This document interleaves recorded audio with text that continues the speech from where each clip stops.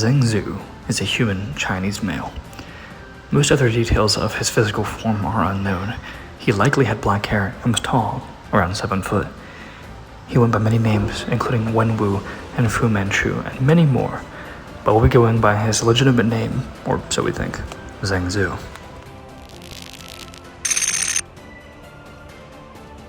Zheng Zhu was born in 18th century China and, like Zheng and Takeshi, had a younger twin brother named Zhang Yi. Over the years, Zheng Zhu and his brother became adept in both martial arts and sorcery. At his peak, he was even able to rival the Sorcerer Supreme. There was nothing the Zhu feared more than his own death. This led him on a search for eternal life. One day, he discovered a text speaking of a demon known as Kralak. After summoning the beast, Zhu pledged his services to it. Kralak, impressed with the human, bolstered Zhu's magical power several times and gave him superhuman abilities. Most important of all, Kralak gave his immortality and the ability to resurrect others from the dead. Zhu was satisfied, but Kralak demanded one more thing. Zhu was to start a cult, a group of people to worship the demon, which Zheng happily obliged to. He dubbed this cult the Hand. Shortly after this, Zhu's brother became incredibly ill. Zhu used his new powers to heal his brother's sickness and even shared some of his power with him. Zhu's brother became Zhu's partner, who would keep him in check, so to speak. Zhu grew bored of the Hand and inspired to turn it into something more. His physical power was great, but what he needed was influence. This is when he began to turn the Hand from a single religious organization to an international crime syndicate that he worked in the shadows to control the world. His brother protested, but Zhu was stronger. This brought him into conflict with other powerful sorcerers, many of whom fell to his hand. Despite his vast power and eternal youth, the fear of death still lingered over Zheng. At this point, the demon's power had corrupted him so much that he was willing to do the unthinkable. Zhu killed his brother and used his life essence to create the Eye of the Dragon. Two mystical gems that, when combined with the life essence of someone bearing his blood, would return Zheng Zhu to life. He sired many children all over the world as contingencies for this plan, but the most important of note are Shang-Chi and Takeshi, who were born in the late 20th century. This would ultimately lead to Zheng's downfall, as Zheng, with the help of Doctor Strange, would be the ones to bring his reign of terror to an end. Or so they thought. Zheng's vast power allowed him to continue to exist as a spirit. He waited for decades until the time was right, when he put his contingency plan into motion. Zheng Zhu is a cold, calculated tyrant who only values power and strength. He views all others as beneath him and believes they should be subjugated to his rule. Even his own children were just replaceable pawns to him, tools for him to use to further his own gain. He had no remorse when killing others, when abusing his own children, when organizing the deaths of all of his partners to traumatize his children. He viewed this all as a means to an end.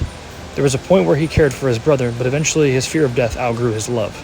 Zheng Zhu was always a selfish and egotistical person, but his story is one of how great power can corrupt the weak-willed and eventually lead to your downfall, even if it's centuries down the line.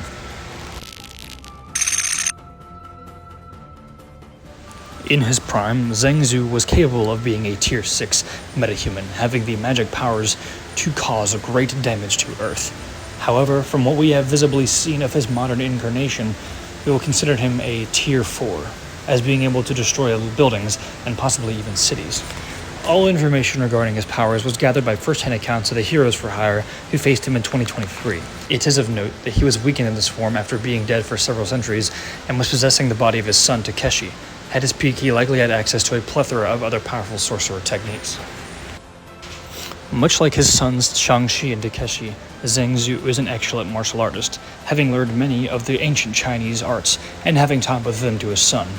We can gather from this that he is both proficient in many forms of hand-to-hand combat as well as sword fighting. While not being the strongest or fastest supervillain, Zheng Zhu possesses a low-tier superhuman strength and superhuman speed. He is able to lift several thousand pounds, as well as run at peak human speeds. Additionally, he can also move fast enough to dodge punches from Iron Fist and several other fast martial artists. Zheng Zhu, being a master sorcerer, has the ability to manipulate several forms of mystic energy. We will go over these various forms of energy and how they are used now. Zheng Zhu can project his mystical energy into beams or large spherical amounts of energy that he can use to attack his enemies. Usually these come in the forms of attacking the physical health of somebody or the soul, rather than doing physical damage to one's muscular body. Zheng Zhu can use his magic to both teleport and make himself much faster, being able to travel at speeds far beyond that of a human capability. Zheng Zhu can use his magic to attack someone and temporarily paralyze their body. This is usually called molecular displacement when used in a more scientific manner, but for this, we'll simply just call it mystic paralysis. Zheng Zhu can create shields or barriers using his magic, allowing him to cancel out shields or portals from other magic users. Due to being a spirit and not having a physical body, Zheng Zhu can leave a body at any time and access the astral plane, aka the plane at which spirits reside. Zheng Zhu can use his powers to resurrect people from the dead, being able to create armies of undead ninja zombies.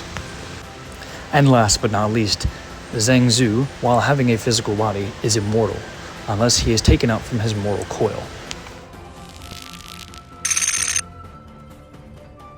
In his normal form, Zheng Zhu would have more physical weaknesses, but now, due to him being a spirit and not residing within a physical body, he has other weaknesses.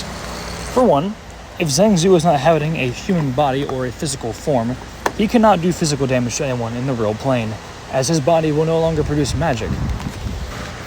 As a spirit, Zheng Zhu's body is capable of being attacked by other attacks that have things to do with spiritual combat.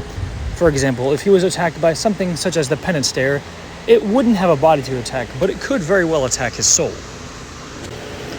When in a body, Zheng Zhu's main weakness is that of chi energy, which is capable of expelling him from his body due to the massive amount of healing energy within it.